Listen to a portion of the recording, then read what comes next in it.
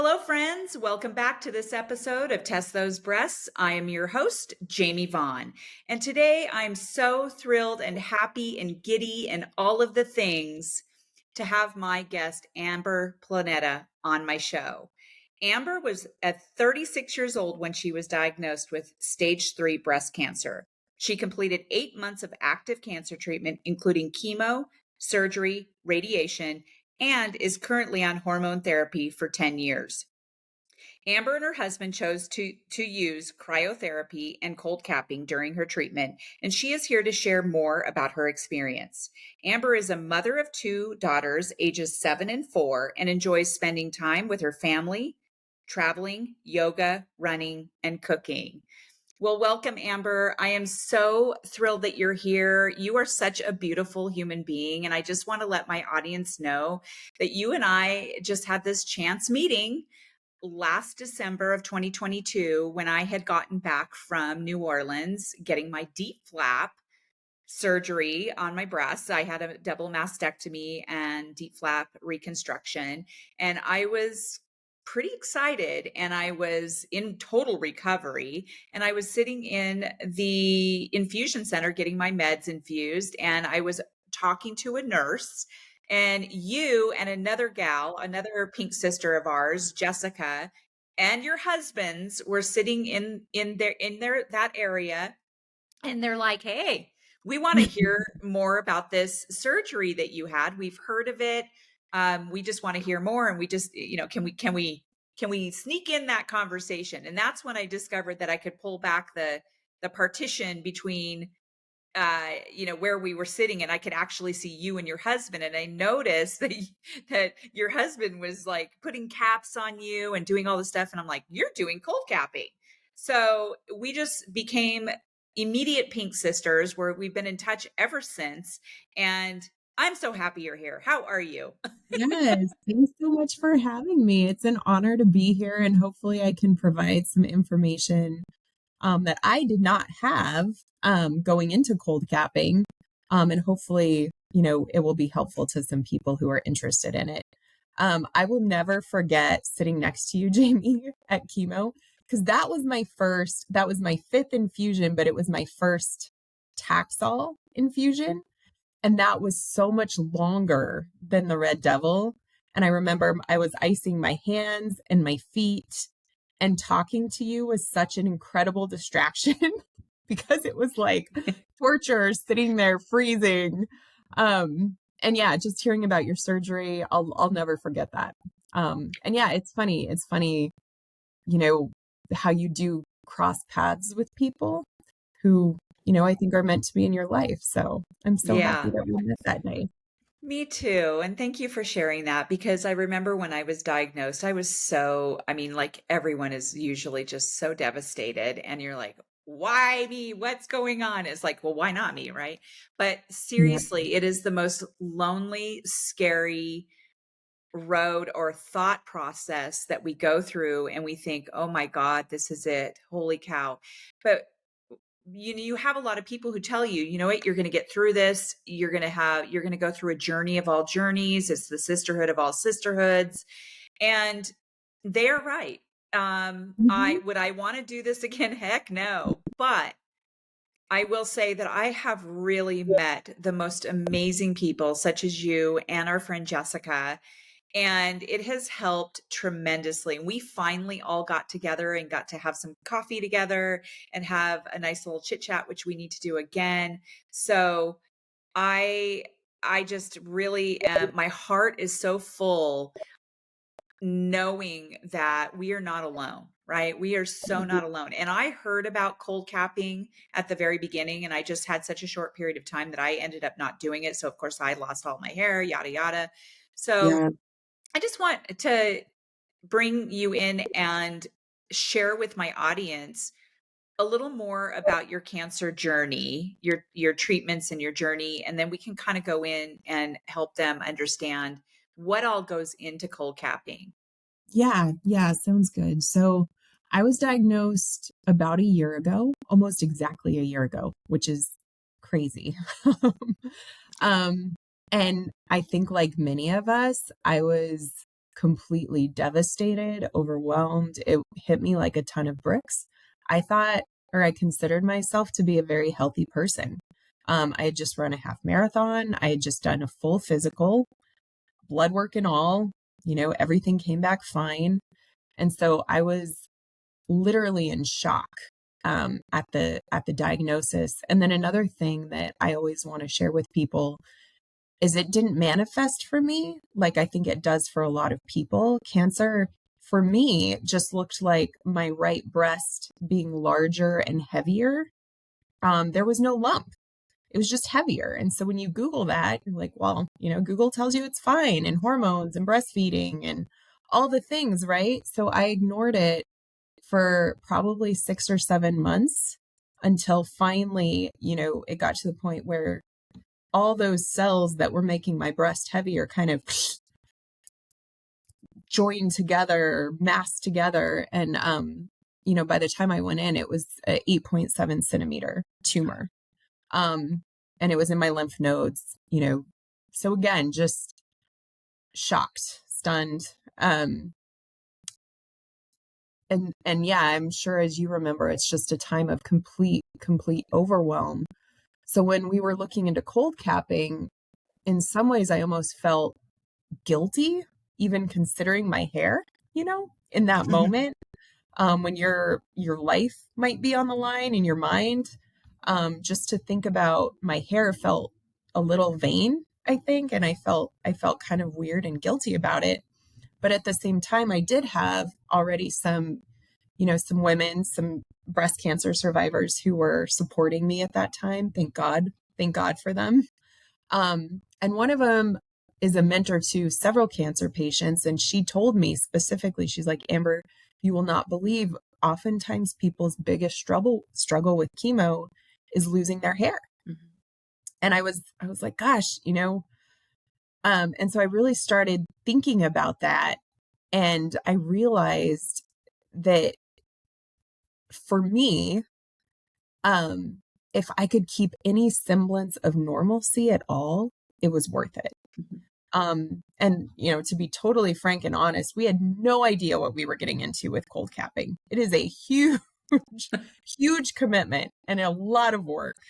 But I think I wanted to try to hold on to that normalcy. I also wanted my privacy, if that makes any sense. Mm-hmm. And so I did not want to go to the store and have it be apparent that I was going through cancer treatment. I wanted to be able to throw in a hat, go to the store and feel normal, even though I wasn't in that place, right? Without, having it be so apparent, I guess. And I think it's such a personal decision. And I tell that to everybody. It's a personal decision. And I admire so much the women, who do choose, like you, to lose their hair and just go through that, just embrace that experience head on. Yeah. For me, I think the cold capping helped me feel normal during a time of my life that was completely turned upside down. Yeah. Well, I want to kind of interject here a little bit and tell you straight up, I feel like maybe you might still feel a little guilty. And to be honest with you, I don't think you should feel guilty because you said it, everyone gets to choose how they go about this journey, and no one gets to tell you or make you feel any kind of guilt or anything. Had I had enough time to make that decision and buy the stuff, because it's pretty expensive too, right? A lot of work. Yeah, I mean, I don't even know if my husband could have gone through and done all that stuff. Your husband is a saint. He is a saint. He is an absolute saint. And we'll get into that. We'll get into all the details. So I just want to say that it is really, really difficult at the prospect of losing your hair. And it's amazing what our culture has done to us, really, honestly, because I have a friend of mine who's going through breast cancer right now, and I check in with her periodically. She lives in Texas, and she's a little bit older. She's I don't even know. I'm not sure. I just know that she's a bit older than I am, and Mhm. she was pretty horrified. And she said, I checked in with her yesterday, and I said, "Hey, how are you doing? How's it going?" And she sent me a picture of her, and she has lost her hair. And I said, "You- "You're beautiful." Like it, and it's interesting because who knew that sometimes we could actually look good without hair? And even though I didn't believe it at first, because it's really weird. I tried to do stuff with my head and scarves before I lost my hair, just to see what it would look like when I was wearing turbans and things like that. I Yeah. tried to embrace that, but I said, "You look beautiful." And she says, haha, "Thank you, whatever," because she probably doesn't believe it. And I said, "No, really, truly." I said, "I know that feeling of going into losing your hair, and not really believing that, because when we are made to lose our hair and our eyebrows and all this stuff, everything that we think makes us beautiful, and then to go into it and to come to the realization that really what it's doing is it's revealing the beauty Mhm.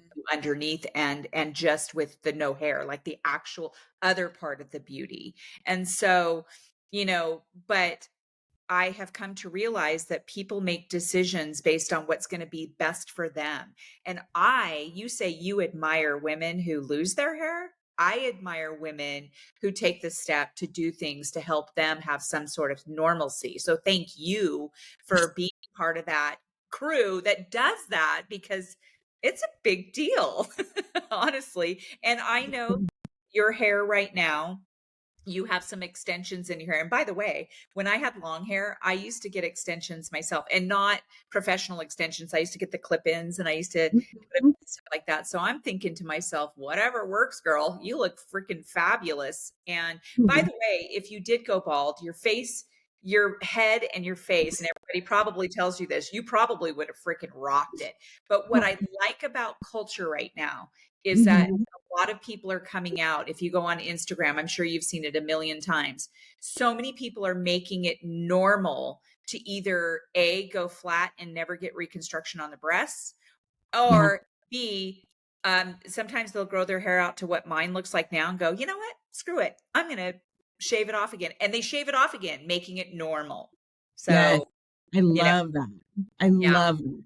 And I think for me, I don't know, when I was first diagnosed, there was just a lot of guilt for me in general because I didn't understand why this happened to me. yeah. And so I felt like I did something wrong, right?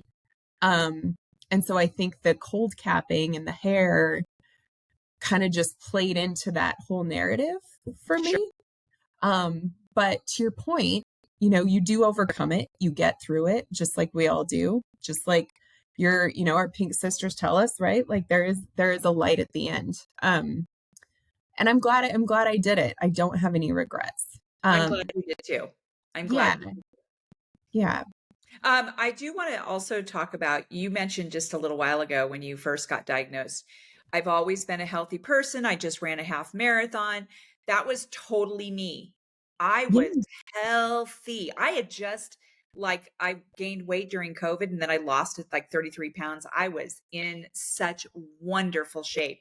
And I will tell you that I learned that, guess what? yep, Healthy people can get cancer too. yes, So you yep, did nothing wrong.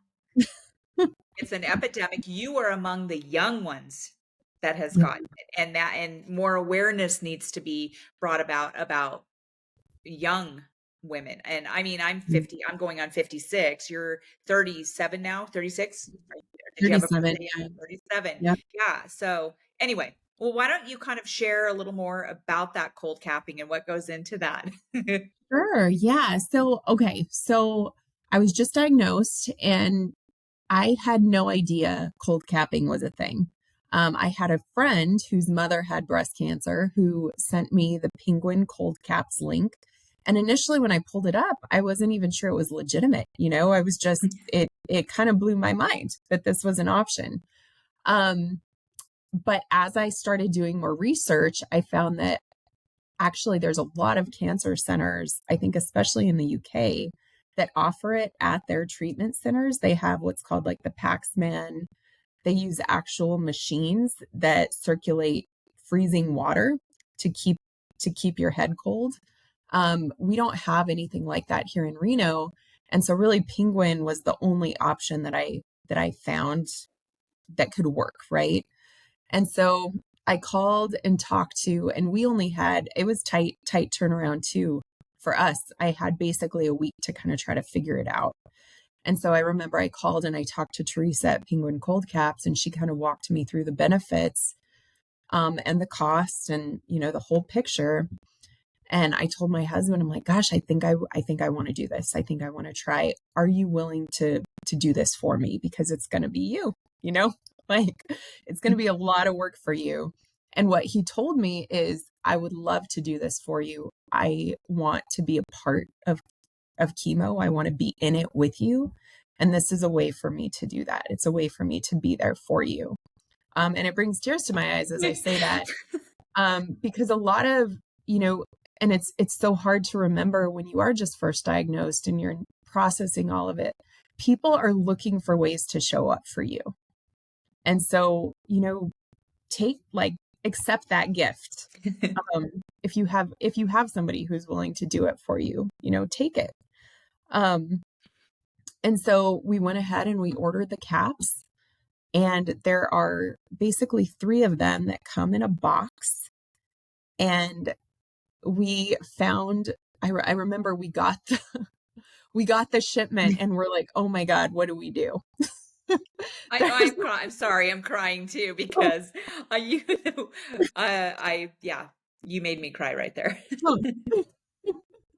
So we get this box of cold caps, and I'm like, it comes with written instructions. I'm a visual learner, and I'm like, I don't like, holy shit. Like, I don't know what to do.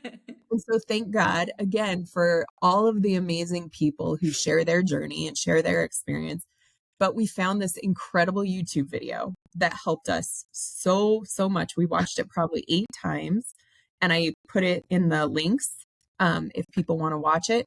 But it was a man sharing how he helped his girlfriend cold cap, and he went through every single detail. And so we were at home and we practiced. We put the cap on while it was warm, and kind of got a feel for it. It came with 3 caps that you layer in between dry ice. And so going into our first chemo day, the night before, Kenny, my husband, went and got 60 pounds of dry ice, which dry ice is not the cheapest thing either. And so we found later that there are cheaper places to get it here in Reno. The Crystal Ice Distributor down on 4th Street is like half the price of anywhere else. So if you're going to do it here in Reno, get your dry ice there. It's the cheapest place. And so we layer the caps in between the dry ice. You put it on about an hour before chemo, so your head is already frozen by the time, the chemo hits your system. You wear it all through treatment, and then you have to wear it 4 or 5 hours after treatment. So for us, we found somebody to watch our kids on our chemo days overnight, because we basically knew that, for 8 to 9 hours, we were going to be cold capping. So like I said, like it is a commitment. We would find fun shows to watch, set a timer, switch it out every 20 minutes, just like clockwork, over and over and over again. But again, looking back, was it grueling? Yes, it was, but I can sit here today and, be glad we did it. So, in the end, approximately, because I know that even when you do cold capping, you still have some thinning and maybe some loss of hair. How much hair do you think you did lose? So I probably lost half of my hair. And that's another thing, I guess, to consider that I wasn't aware of. I did the adriamycin cytoxin, or also known as the Red Devil chemo. Mhm. That is incredibly, incredibly hard for hair loss. So a lot of people who do try to cold cap during that type of chemo aren't successful. I think because it's just, yeah, I mean, it's a really tough chemo for hair Yeah. loss. Um, During the Taxol, I quit losing my hair, but I lost, by the time I got through the Red Devil, I had already lost about 50% of my hair. So something to consider if you are going into chemo, if you're doing, and I know several people who did just do Taxol, or 12 rounds of Taxol, who were incredibly successful, Good. lost maybe 10% of their hair. Um, So so I probably could have been successful doing you it. would have been, yeah, you Yeah. would have been, I think, great. And actually, they tell you even your hair can start growing back during the Taxol treatment Ooh. after the Red Devil. So, and I feel Okay. like mine did start. And I feel like maybe that, going through the Red Devil, God, I hate that name. But going through Red Devil, and then losing more of your hair, that probably brought up a lot of emotions, because it takes so much work. And then to have that hair loss, it was like over and over again, the loss of that and the disappointment. Every shower was horrible because you go into it. So first of all, so you do the cold capping, but there's a whole side protocol that I wasn't aware of either. Um, Basically, you don't want to wash your hair in warm water. So anytime you only Mm. want to wash your hair like once a week, and you only want to wash it in cold water, and you dilute your shampoo. And so you can't take a normal shower while you're cold capping, because you do not want your head to be warm ever. Mhm. And so, and even, that protocol stands probably 4 or 5 weeks after chemo until it's totally out of your system. And so I remember I hit a point where I told Kenny, I'm just not going to take a shower. I don't think I'm going to be able to keep my hair, or I showered, but I'm not going to wash my hair, Mhm. because every time I would wash it, I would just pull out handfuls. And I decided, I'm like, it's either I don't wash my hair for a month while I get through the Red Devil, or I lose my hair. And for me, it was worth it at that point, um, to not wash my hair for a month. So I didn't. I did not wash my hair for a month. I wore hats. It was disgusting and greasy, but I felt like every time I would wash my hair, I would lose just so much of it. And so I Well, think, yeah, and if you're gonna put that much effort into it, you might as well, embrace it. Was there ever a time where you were just like, "Fuck it, I'm just gonna shave it off"? oh, totally. I had so many so many of those times where I'm like, I'm done. It's so thin. And Kenny was like, but we're already this deep, like we're already in it. We're already so close.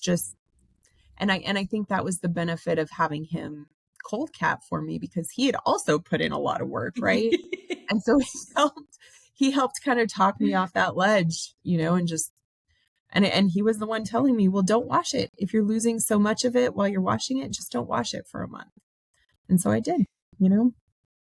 Well, more power to you as a couple because and we do know that, a lot of couples don't work that well together, that they're not good partners in that way, which sometimes Mhm, leads to divorce and all of the things, right? mhm. I'm so happy that you and Kenny were able to get through that. And again, you look absolutely beautiful and glowing. And I'm very proud of you for that. I know that there are some side effects. Neuropathy, for example, is a major side effect of like that. What is it? Is that, well, I had neuropathy. So with the Mm. Taxol, and I still have a little bit of neuropathy in my mouth. I don't know if you do. Wow, in your Uh-huh. mouth? It's like on my yeah, it's on the roof of my mouth. But that's one of the major side effects. So talk to us about cryotherapy for your hands and feet, because I know you Mm. did that as well. Yeah, so as What is cryotherapy? So cryotherapy is cold therapy, right? And one thing that you talk a lot about that I think is so important, if you're listening to this, getting ready to go into chemo, just remember to be your own advocate. Advocate for yourself, do your research, talk to whoever you can who's been there, listen to podcasts, because you're not going to get presented with all evidence based options. You won't. There's a standard of care that is going to be followed, but you have choices and you do have ways to mitigate side effects. So, obviously, cold capping is a way to keep your hair, but neuropathy, I think, happens to about 60% of people who undergo. There are ways to mitigate this side effect using cryotherapy. And actually, another thing I just want to mention that I wish I had known about is fasting. Fasting during chemo is now showing a lot of benefits, including making the chemo more effective. And so, again, just do your research, look into your options going into it, even though I know it's a super overwhelming, crazy time. You always have options and things you can do to make sure you come out the other side as healthy as possible. Um, Y- it's, I want to go back to that fasting thing because I've heard that too, and coffee enemas and things like that. Obviously, we're not doctors, so we can't, say this works or whatever. But it is interesting because I have heard about fasting, and you might hear from other people, no, you need to make sure that you put that nutrition in your body and, to get you Right. through and stuff like that. So there's so many schools of thoughts on that. And so that's why I like how you said, listen to podcasts, listen to other people who have been through it. And, because there is that standard of care and they're not going to tell you certain things that you probably want to know. So advocating, doing your own research, don't necessarily go to Dr. Google. I Yeah. would say 100% talk to other breast cancer survivors. I interviewed a gal on an earlier episode about plant-based eating. She was a breast cancer. She is a breast cancer survivor, and she went plant-based, and she's been plant-based for the last 20 some years and swears by that. And I've actually gone plant-based for the most part, primarily. But yeah, so thanks for bringing that up as far as sometimes we Yeah. need to ask other people. Well, and I can give a little bit of background as to why I did bring that up. So we just recently met with, her name is Dr. Christy Funk. She's a kind of a celebrity surgeon in LA. And the reason we met with her was more regarding reconstruction. But something that she mentioned is that she puts all of her patients on a fasting protocol during chemo because she sees basically more efficacy out of the chemo. She uses the Prolon fasting kits. Okay. And so that's the reason that I mentioned that. And then, I think there is some decent research behind it. But to your point, we all know what's right for us, right? And so we have to decide, knowing all the options, I think is always beneficial, but then you get to pick and choose what you want to do and what's right for you. Right. Um, yeah. So what on that subject, going back to the neuropathy, um, I was again lucky enough to have a friend who had just gone through chemo, and who is a PA and who had done a lot of research about neuropathy. And she told me, she's like, Amber, you have to ice your hands and your feet during Taxol. Like, I see so many patients who don't have feeling in their fingers and their toes, and they never get it back. If you do one thing, like forget about the cold cap, but ice your hands and your feet. And at that point, we already had ordered the cold cap stuff. We knew we were going to have dry ice. And so we decided during the Taxol to buy, we bought just on Amazon, like the ice gloves and the ice socks. And we threw them in with the dry ice and the cold cap stuff. And we decided, okay, we're gonna ice my hands and my feet. And that was the day I met you. Man, I mean, it was hard. It You hurt. were, yeah. My fingers were numb and I could not keep them iced the whole time because I probably would have ended up with like frostbite. And Yeah. so, but I do feel like that cold helped what it's supposed to do is it's supposed to kind of freeze the areas so that they constrict. So like in your fingers and in your toes, they constrict, and so the chemo can't reach those areas in as strong of doses. I'm probably butchering this the way I'm describing it, but that was my very rudimentary understanding of how cryotherapy works. And it does the same thing on your head, which is why you don't end up losing your hair, is it freezes all the little capillaries. And so the chemo can't get to those spots in as I don't strong think I of don't a way. think you butchered it at all. I totally got that. Now, did it work for you? Can you have So I did have a little bit of tingling post chemo and a little bit of pain, but it's gone completely. Um, so I would say it did work for me. It worked for my friend who, she lives in Oregon, who did it. She actually just brought a bucket of ice in and just put her hands and feet in the ice. I Um, feel I'm picturing you because when I first met you, you had all the things, right? So I'm so glad that I was able to take your mind off of your fingers and your hair and bring them right to your breasts. So we can talk yeah. about breasts instead. What am I going to do for surgery? Well, and like I said, the Red Devil infusion is just like boop, like 25 minutes. And that so you do your pre-meds and your but I mean, I felt like during Red Devil we were there for maybe an hour, and then that Taxol infusion, it was for me, it was 3 hours because I did the Oh, doses. wow. And so, man, those were long, freezing infusions. And I definitely missed you the next time. I wished you were there so you could take my mind off of all of it. And I would say so. I actually have been going to sit with my friend who has colorectal cancer now. For her chemo sessions every once in a while. I'm going actually to sit with her tomorrow. So I would say if you're ever sitting there and you want somebody to be there, reach out and ask them, "Hey, will you sit with me?" Because Mhm. it is helpful. It really is. And had you asked me to come and sit with you, I probably would have come. So just so you know. I don't know Oh, if I'd do the cold capping. I'm not, I would, you could teach me or whatever, because I guess I could help out with that sometimes. It's probably good to know.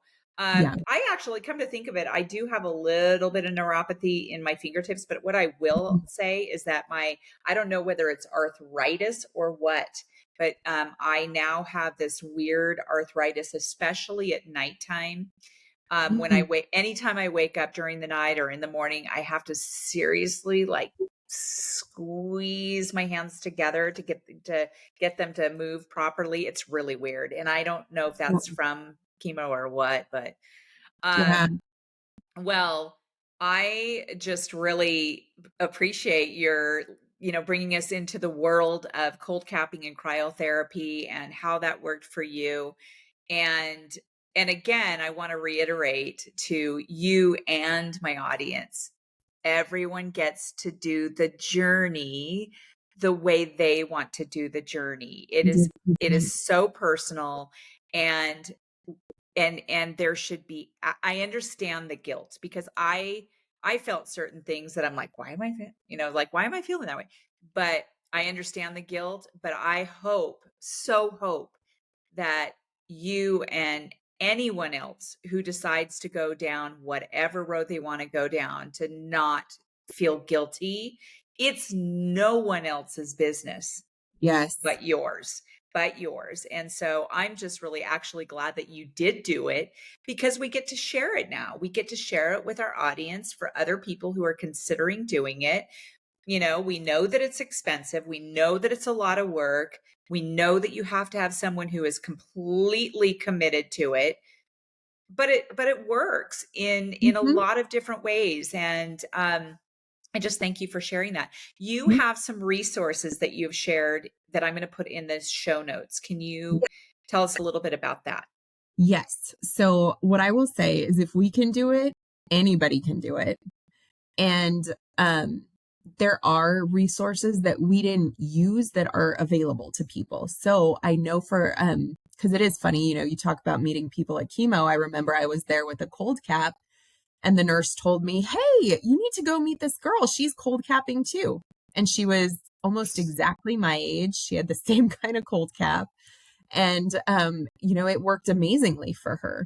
But she actually had Teresa at Penguin Cold Caps come out and do it for her first chemo infusion and teach, her support person how to do it. So there are tons of resources. It is expensive, and I wanted to give people an idea of what it cost for us to rent. So I had 8 rounds of chemo 2 weeks apart. To rent the cold caps was $449 a month. Okay. Um, and then the dry ice per infusion, we had to buy 60 pounds of dry ice. That was about $120 a chemo infusion. So in total, it cost us close to $3,000, probably about $2,700 to do the cold cap. That's a lot. It's a lot of money. Yeah. What I didn't realize though is that wigs are also a good quality wig is pretty expensive too. Yes. So something just to consider when you're, trying to decide if it's right for you or not. So that is so I got a wig from what's the place here? I can't remember what it's called now. But if you go to Bellissimo. Moms on the Run, Mm-hmm.